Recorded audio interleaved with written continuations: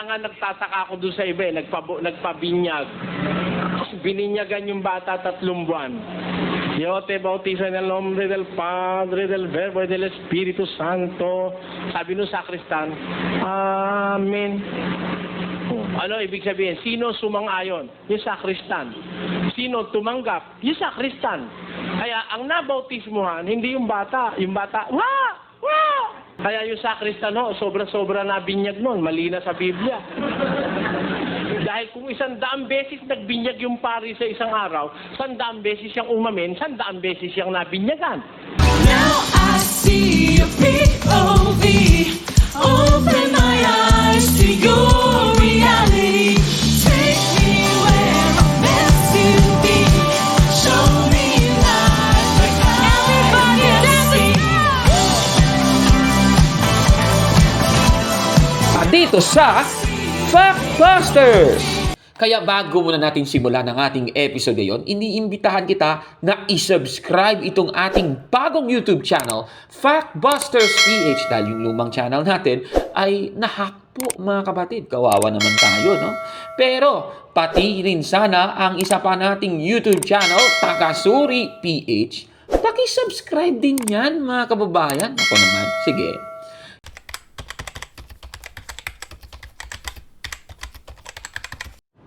Magandang araw mga kapatid and welcome na naman sa isang bagong episode ng Factbusters PH. Sa Apokalipsis Kapitulo 22, versikulo 21, ang huling talata sa Biblia, lalong-lalo na sa aklat ng Apokalipsis, mababasa po ang pinakahuling salita na yung salitang yon ay ang Amen. O sa ibang salin nga ay Siya Nawa. Ayan, so itong salitang ito, ang salitang Amen, ito po yung huling salita sa buong Biblia. At alam po yan ng Iglesia Katolika, Catechism of the Catholic Church, paragraph 1061, nakikita nyo sa screen. At itong salitang Amen, alam naman natin, ito po ay binabanggit kapag may pagtanggap po. Merong aksyon na pinapaniwalaan mo ito, mga kababayan. At yan po ay nakikita natin sa Catechism of the Catholic Church, paragraph 1062, na sa Hebreo, ang salitang Amen, it comes from the same root as the word believe. Ayan, klarong-klaro po yan, mga kababayan. Sa paragraph 1064 naman, mababasa natin na, thus, the Creed's final Amen repeats and confirms its first words, I believe.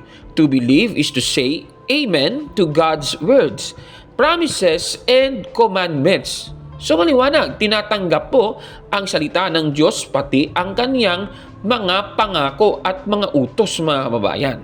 Ang salitang Amen din ay isang Hebrew word na ang ibig sabihin po nito ay katotohanan o truth. At para patunayan sa inyo na yan nga ay totoo, sa Isaiah chapter 65 verse 16, nakikita nyo po, meron pong binabanggit dyan na God of truth.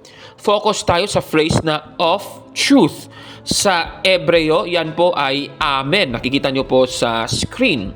Kaya nga sa salin na Amplified Bible Classic Edition, ang sabi, God of truth and fidelity, the Amen.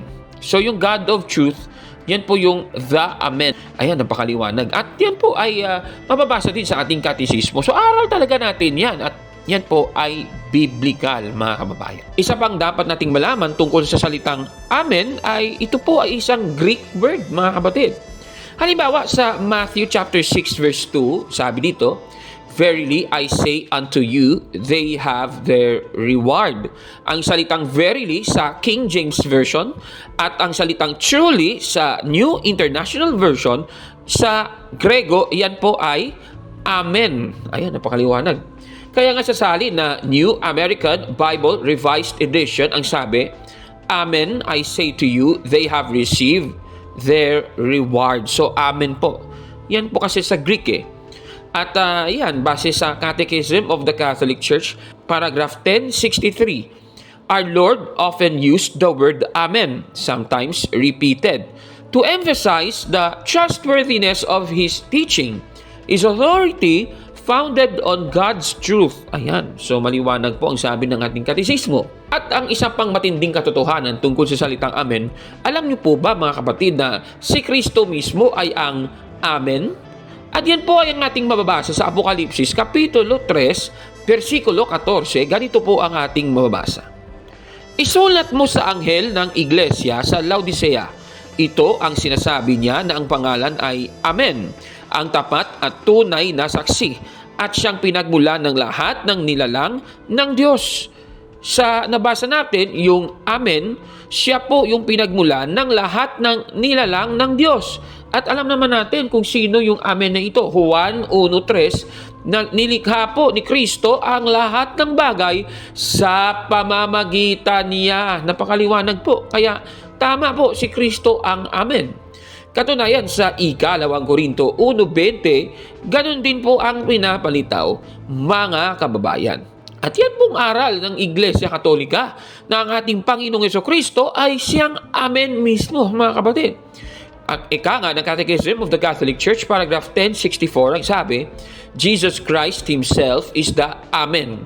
He is the definitive Amen of the Father's love for us. Napakaliwanag po ng ating nabasang ito.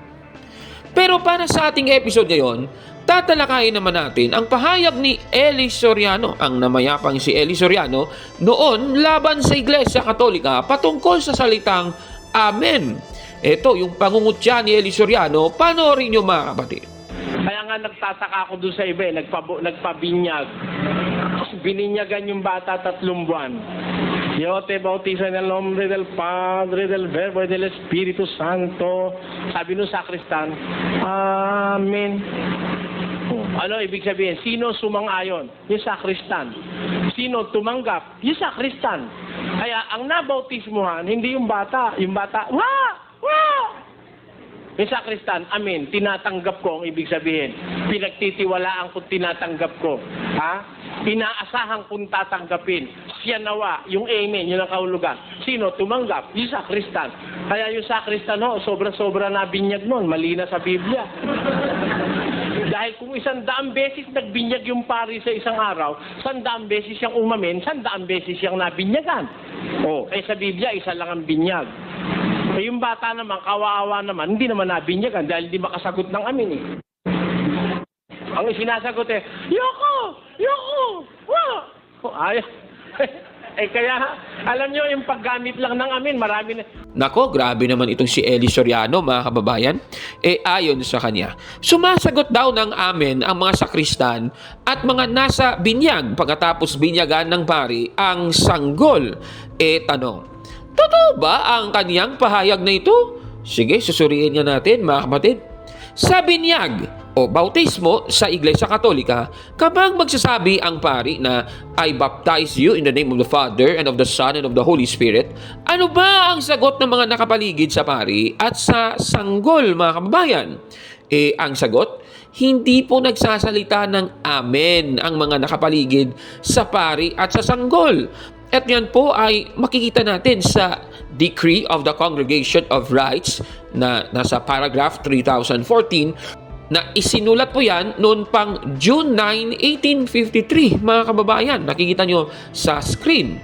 Katunayan nga, yan din nga ang makikita natin sa Google AI. Ayan, napakaliwanag po.